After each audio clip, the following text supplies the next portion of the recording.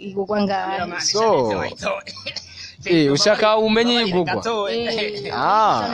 ntumbaza yo nayiguza ahubwo uzugenda ubaza yigugwa je nayiguza yiwanje wayiguza yiwawe nayiguza ayigura wese arenze umwe baba ari benshi nico gituma nakwete benshi ni bangahe benshi ni benshi nye yabo benshi bari muri hatufanane barashika nka 20 harimwo abakobwa bangahe n'abahungu ayo banditse niyo banditse nyene si ngombwa wowe uyamenyera urashaka kuvuga ati je bari bandisha amafaranga ngana uko umuntu ari karumviriza izo nizo mvo z'ubusuma shaka kumenya je kubereka impinduka oyagaruka reka kuyiruka kuko wenda shaka kuhinduka mwakoresheje amasimonove je wankoresha sniper ndabarindiriye mukwire batanu ndabatabure nk'amapepasha kandababera karero wa manoti pangwa manoti pangwa manoti pangwa yes what's up welcome to Manoti Entertainment. So ni Manoti promoter nko mubitsi mutumenyeye ku mivumburo ariko no musije abaye ngoma ko tutavumbura nitwavumbuye twavuganye toreka duhurira ahantu tugire interview ndavye hirya ndabonayo Tekino Duro da promoter hagati ndabona umusore nawe twacugirisha interview no musi interview no musi ndio zari romantique vero cyedura zo kwita kapera na hano sinzi uragerageza ari oya singerageza ahubwo ndabikora kubera ngerageje no bandiko ndatatunesha. Okay, merci beaucoup. So ku bantu mwari mumenyereye ndatsi muramuzi naho kuri Rwanda mugarukana ni Keido tuza kuvuga amateka yiwe menshi muri iyi interview muraza kuyumva. Hirya ndabonayo uwundi muntu muramumenyereye nawe kuri kamera reka yongere yivuge tena. Tekino Duro da promoter. Yes. Yaga. Promoter kuva muri Manoti Entertainment no musirero Keido twamuziye kabisa twaje twese ni ryambere dukoze interview twese turi hamwe twese twamuziye no munsi abapromoter babiri umuririmbyi n'umwe ni Keido bamumenye ku ndirimbo zigiye zitandukanye ntuyigura tabigaruka ko ibintu byinshi yagiye akora muri no muziki na cyane muri no industry hane Bubanza ku buryo yagiye afatwa nk'umuraperi akomeye mu ntara ya Bubanza murabizi turaza kubigaruka ko noneho muraza kuyibona Keido tukwakire nk'umuraperi rero apana ko tukakira nk'ababandi uhite wikora mu gahogo kuri hatufanani ndirimbo hatufanani yarakoze baba nimuyizi yarakoze baba Keido twagiye mbe ni kukimbwira baraperi reka nze ndabamara ayo mafyere ndabinwere nk'akadeseri wiyemera nguri umuraperi mbe ni kuki wabivuyemwo nuko wabuze amahitamwo reka nze ndabigukuremwo kuko nta n'ubuhinga bifisemwo mushaka kwigira bami mu karere ntimumenye ko tugira mu birere tugendana amajimere ntuzopfumbanya wa mbere uvyanke canke uvyemere sindi nka mwebwe mwiyemera mugenda mugara muri amakopa agaragara je kubereka impinduka oyagaruka reka kuyiruka kuko wenda shaka kuhinduka mwakoresheje amasimonove je wankoresha sniper ndabarindiriye mukwire batanu ndabatabure nk'amapepasha kandababera karero. Yes. Buramwumva ni Keido. No musi rero interview no musi zo bari romantique bateri nkuru. No musi no koronka kanya reka manze ngo sitakoronka kanya bifana. Ego yensikiye n'ubu. Abariko muraturaba tumitse nange muramira amate ntago. So Keido muri iyo indirimbo burya nayifise ko ibibazo byinshi.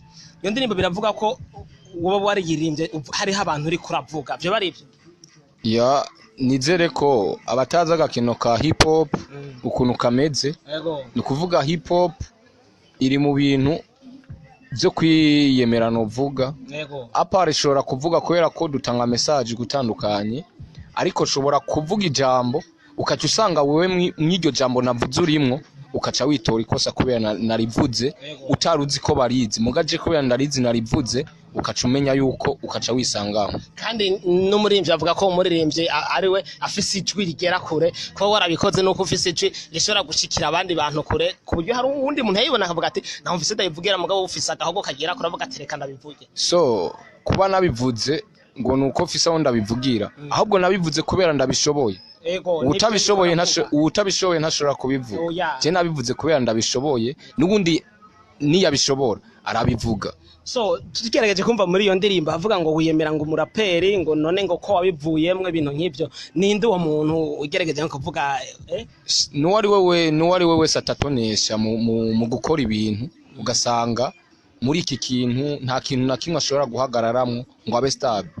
ni mu gihe iyo ndirimbo imaze gusohoka twagiye tubona umuntu yahora ari umuraperi hama aja kubivamwo arimba R&B yaciyongera agaruka akora iyindi ndirimbo ya rap mu gihe twumvise muri ino ndirimbo avuga ngo wari umuraperi ngo none ko bivuyemwo uwo muntu nawe yaciye aheba iyo R&B yari yagiyemwo acagaruka muri rap acaririmba amera nk'uwishura uwo avuga ngo wavuze ngo narahevye rap aravuga ibintu byinshi twagiye dukorana na interview mwarayibonye nawe se ubundi muramuzi ni Real Mix Constato Arato interview twakoranye na Real Mix warayibonye warayibonye we yakiriye gute so nayakiye gute narayiravye hama ndayakiye ego nta zina ryawe warumvise kuryumva ni kimwe naryumvisemwo kubera arizi muri make yarivuze ko yarizi yego yaba atararizi ntiyari kurivuga muri make wararyubatse sya nararyubatse nyene nk'amajambo wa wibuka yoba yarivuzemwo makeya so sinza kumwibukira ivyo yavuze ahubwo jewe nibuka ivyo navuze jewe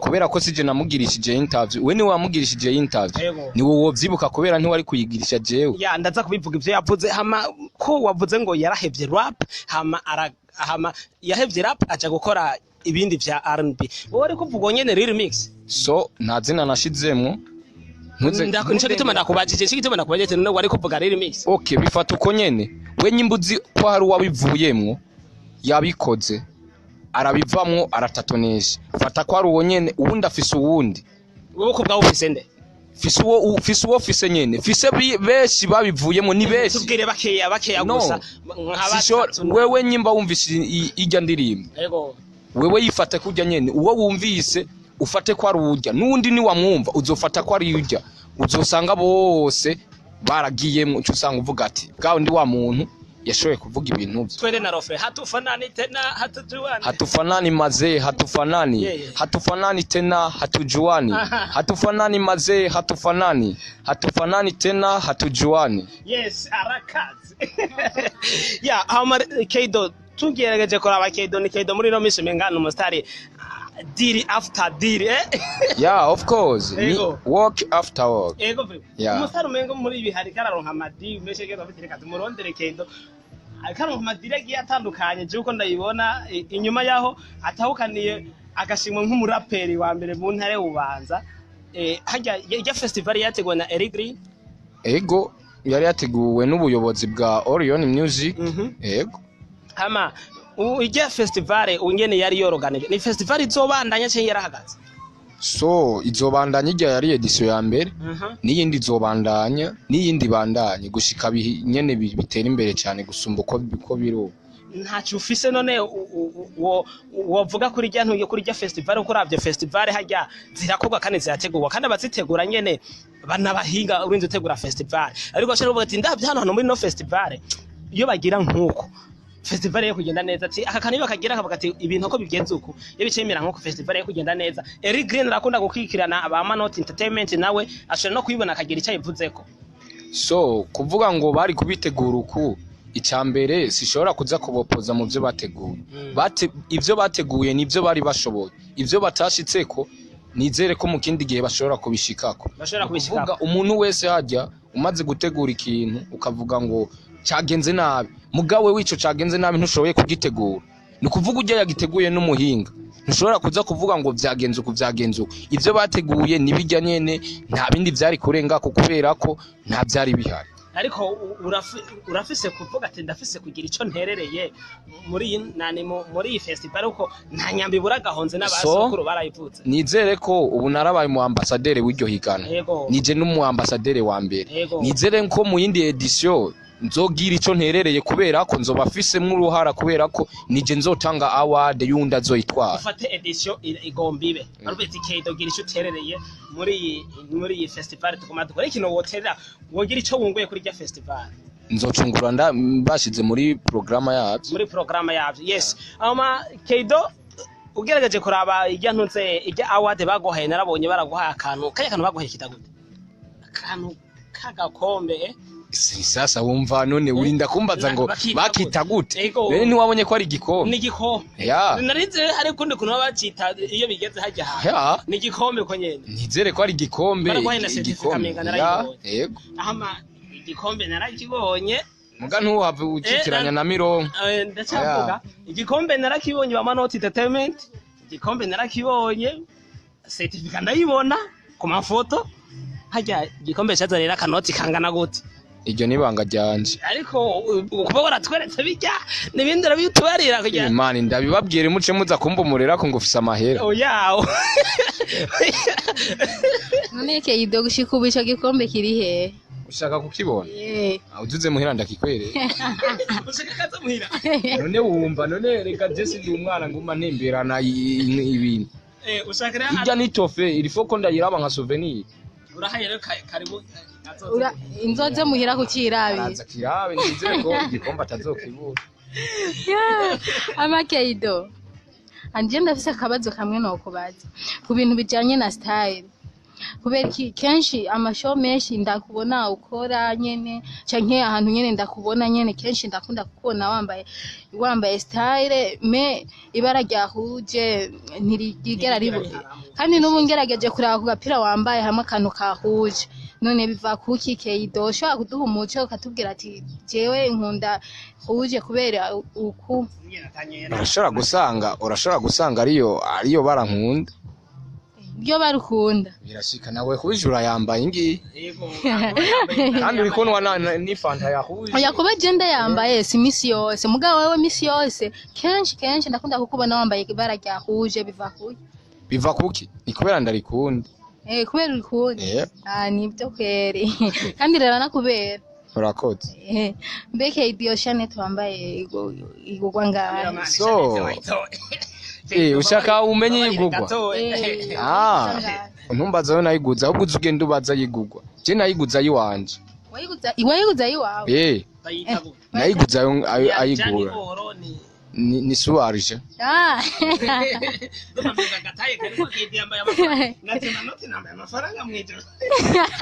nama no diplomata yambaye amafaranga jona yambaye amafaranga mwitosi Very Keido. Mbere abantu bambaye amafaranga mwitosi ama Keido reka tongera tugaruke kandi no muzi interview no muzi bateri nkuru ni romantique bure no muzi ni romantique Keido tubona ni deal after deal haje imbere yuko tushikira concert yabereye Gitega yindi concert baka gukora mengo yikoreye Bubanza so oya uyikoreye he concert mperuka gukora kiretse igiye Gitega nijya competition ijya competition none yabereye Bubanza iyindi nyuma ya competition nabwo wagiye kwashana ko ya nanayo material yakora he nakazi nugukora none umwanya n'umwanya Keido musanga mu mashow cyanye Keido ni muri babasera avuga turanshira kuri affiche jewe no ku muryango nzokwirihira mugabo nibone ko ndi kuri affiche tu sa none we kuri umuvumbuzi haramuzi uramvumbura ndiko ndari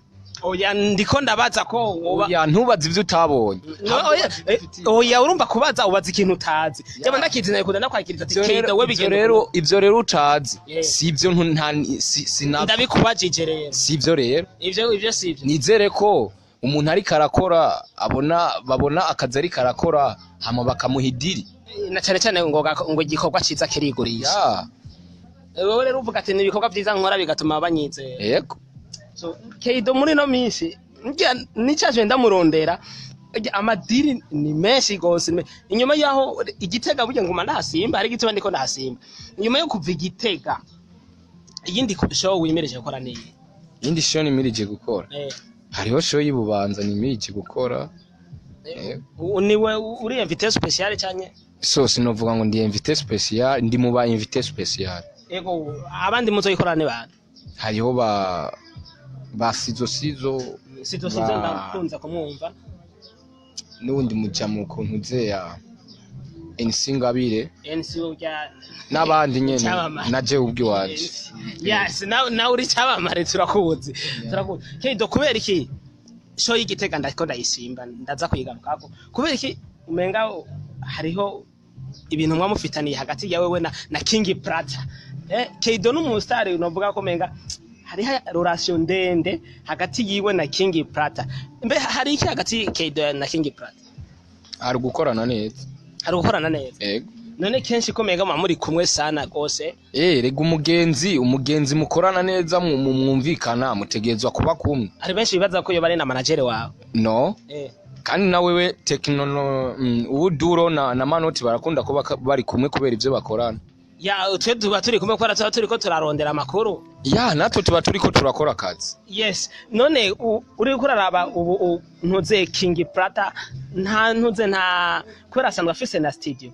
Nta ntuze nta cimbira afise cyuko yoshara kugushira muri studio yiwe akagufata nk'umuntu amanaging. Ahubwo sukushira muri studio yiwe asanzwe afise na label. Yego. Ofete turakorana bien.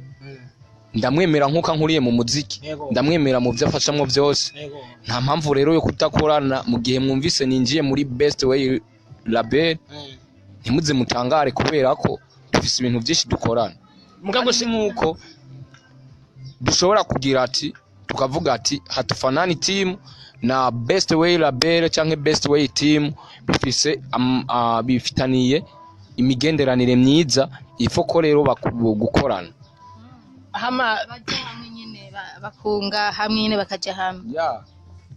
Hama ntuze iyo hatufanani team burya rero uvuze n'ikintu naye bagiye no kubaza muga nari kukibaza se nibagiye. Nari kukibaza kameme. Hatufanani team igitwe n'abantu banga. Beshi Benshi niko kuvuga. Beshi umuntu wese arenze umwe. Baba ari benshi. Nico gituma nakwete benshi ni banga. Beshi ni beshi nye. Oh yabo benshi bari muri hatufanani. Barashika nka 20. Harimwo abakobwa bangahe n'abahungu bangahe? Nakwe harimwo abahungu n'abakobwa. Bangahe abakobwa ni bangahe abahungu ni bangahe? Abakobwa 5 n'abahungu 15. Watubwira amazina make nk'abakobwa nka 2 n'abahungu nka 5 gusa. So amazina sinumva nawe no bikubwira ntiborimenya. Basanzwe babahehe basa. Mu mihingo myinshi. Hatufanani team irimwe bakora gute ni lebo ni management ni iki? So ni hatufanani team. Sinavuze ngo hatufanani label canke hatufanani numugwi yafete. Ya numugwi w'abantu bashingiye kufasha jewe ubwi wanje. Bashingiye kumenyekanisha ibikorwa byanje. Ya tuvuga rero ko ari nk'abantu bajeje koroganiza ibikorwa bya Kedo no kubishigikira no kubishikana aho abantu batabona babibashikiriza. Ego. So hamareka tugaruye kuri show y'Igitega ari no homenga tuhava turangiriza. Bo show y'Igitega haya atari banga show y'Igitega bakoresha ngahe. Kuravye musari kuva ubanza gushika Igitega agafaranga akaba kariyo akacabingira akamusubizayo bakamuri waraye muri hotel. Ego. Bakamurihira hotel akaronka n'agafaranga ashira ku mufuko. Haje bari bakoresha ngahe. Ayo banditse niyo banditse nyene si ngombwa wowe uyamenyera. Urashaka kuvuga ati je bari bandisha amafaranga ngana uko umuntu ari karumviriza. Izo nizo mvo z'ubusuma. No, ushaka kumenya ayo murere. We ni organiza show uzoza hama tuvugane umenya yo jewe bampemba. Basi uvugerageje kuvuga nk'umuntu yovuga ati amafaranga ngana uko Kedo ntaja munsi.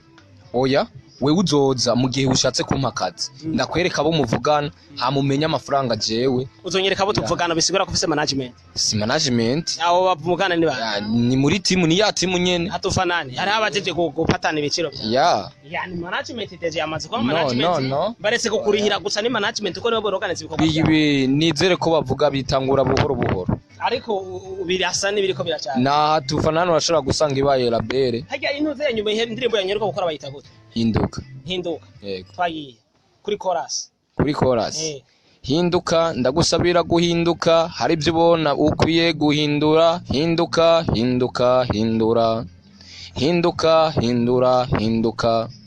verse ya nyuma ntibakizera imana benshi bizera rusifa kugira bari kwisi bironkera amasifa ubusambanyi benshi babugize nk'idiri kugira bironkera amarari abandi nabo bakabikorera ingeso ngo ni kugira banezereze imibiri ikimba baza ni kimwe muri ivyo bibiri nuko bamwe muri abo basubira ku buriri basigaye ku mutwe nka kurya kubuhiri ndavuga simvura ushaka urantega biri haje ubugirigiri bugira babiri Kedo reka tugushimire cyane murakoze cyane gira akajambo kamuvuze kuri Manoti Entertainment no kubakunzi bawe ndabashimiye ba Manoti Entertainment hama nkashimira n'abakunzi banje badasiba kuba bo nkunda birenze bashigikira yego tu abwira abantu bagire subscribe kuri channel ya Manoti Entertainment urangije cyo babwira gire subscribe kuri channel ya Kedo ya abantu bariko baradukurikirana na ba Manoti Entertainment.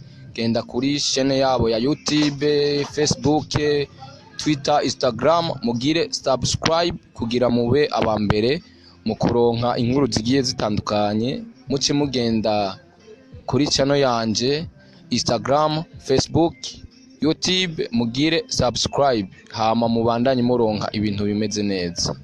Yes, reka tubashimire cyane. Nari kumwe na Keido kuva muri Hatufanani team.